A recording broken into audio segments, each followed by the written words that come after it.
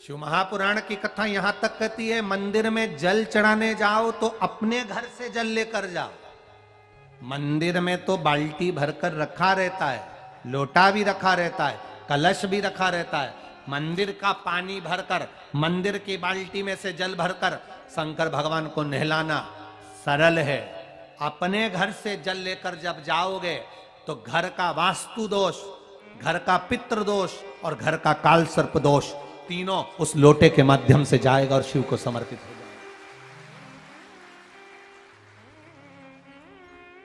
आज फिर निवेदन करूंगा, इस नेपाल देश की पावन धरा से डोलेश्वर महादेव की कथा में निवेदन करना चाहूंगा, जो बेटा बेटी नौकरी के लिए अप्लाई कर रहे हैं, जो बेटा बेटी चाहे सरकारी नौकरी हो, प्राइवेट नौकरी हो, सर्विस के लिए अप्लाई कर रहे हैं, उन बेटा बेटियों से निवेदन है, दुर्वा शिव जी को समर्पित कर कर केवल दूब जानते हो ना, दुर्वा सब जानते हैं।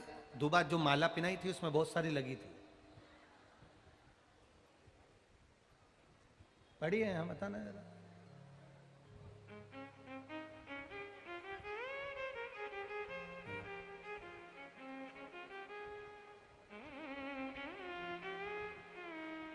दुर्वा, जो बेटा बेटी सर्विस के लिए अप्लाई कर रहे हैं, तुम मेहनत करो, पढ़ाई करो, खूब पढ़ो, खूब तैयारी करो, अच्छे से तैयारी करो। जितनी मेहनत तुमने पूर्व में करी उससे दुगनी मेहनत तुम करो उस नौकरी को पाने के लिए। और साथ में जब एग्जाम के लिए जाओ, कहीं इंटरव्यू देने के लिए जाओ, दुर्वा शिव जी को, इस दुर्वा का जो डंडी का मुख है ये अशोक सुंदरी वाली जगह, फिर समझ लीजिए, जैसे ये शिवलिंग, ये गोल जलाधारी, यहां से पानी नीचे गिरता है, बीच में अशोक सुंदरी का स्थान होता है।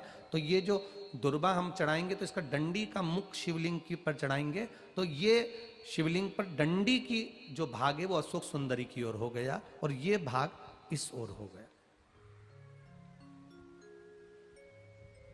शिव जी को समर्पित कर कर पहले दुर्वा चढ़ाएंगे, उसके बाद में देवाधिदेव महादेव को एक लोटा जल जो तुम घर से लेकर गए हो वो समर्पित करो। 3 महीना लगातार अपनी पढ़ाई की मेहनत करो, अपने इंटरव्यू की मेहनत करो और खूब अच्छा पढ़कर साथ में एक लोटा जल और दुर्वा शिव जी को, भले 10 दुर्वा की जगह केवल 1 दुर्वा चढ़ाओ, चढ़ाकर जल चढ़ाना, 3 महीने तक लगातार बाबा से प्रार्थना करना। विश्वास कहता है अगला पत्र तुम्हारा व्यासपीठ पर होगा, नौकरी लगेगी, निश्चित है। आप करो मेहनत, कर्म करने में पीछे मत हटना, पढ़ने में पीछे मत हटना, विद्या अध्ययन करने में पीछे मत हटना, अच्छी एजुकेशन पाने में पीछे मत हटना। पहले मेहनत अपनी करो। पूर्व में जो इंटरव्यू दिए हैं उसमें जितनी कमी रह गई, अगली कमी को पूर्ण करने के लिए अच्छी मेहनत करो, खूब पढ़ो, खूब अच्छे से विद्या अध्ययन करो और फिर बाबा पर समर्पित होकर जाओ, बाबा पर विश्वास कर कर जाओ, भरोसा पूरा कर कर जाना। इंटरव्यू देते समय अपना विल पावर मजबूत होना चाहिए कि मेरे साथ मेरा काल अधिपति महाकाल है, अब निकल कर मानो। हम दुकान खोलते हैं, कपड़े की दुकान खोल रहे हैं, किराने की दुकान खोल रहे हैं, लोहे की दुकान खोल रहे हैं, भंगार की दुकान खोल रहे हैं, किराना की दुकान खोल रहा है, पान की दुकान खोल रहे हैं। हम दुकान खोलते हैं पर दुकान खोलने से पहले तुम्हारे 2 मन हो जाते हैं, चलेगी कि नहीं चलेगी, खोल तो लूंगी, चलेगी कि नहीं चलेगी।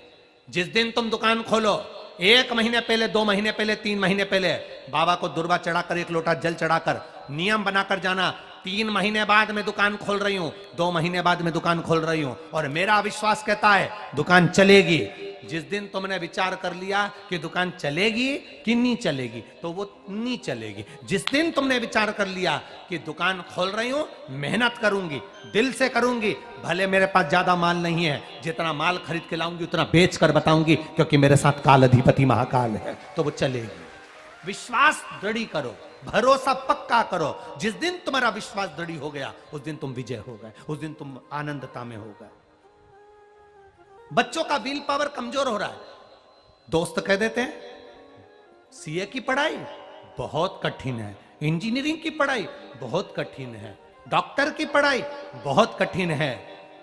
साथ वाले ऐसे मत ढूंढना जो तुम्हारा विल पावर कमजोर कर दे। ये वाली फैक्ट्री खोलेंगे तो हो सकता है नुकसान हो जाए, इसलिए ये फैक्ट्री खोलने का मन नहीं हो रहा है। फैक्ट्री का सेटअप जम गया, सब कुछ जम गया, और मालूम पड़े, विचार करा कौन चलाएगा, कैसे होगा, कैसे चलेगी, तो वो फैक्ट्री कभी नहीं चलेगी। तुमने सोच लिया कि अपने क्षेत्र में नहीं है, मेहनत करूंगा, 4 चांद लगाऊंगा, कहीं पर भी जाऊंगा, पर जीत कर बताऊंगा, तो वो फैक्ट्री भी भग दौड़ेगी। निश्चितता है आपका विल पावर कमजोर नहीं होना चाहिए।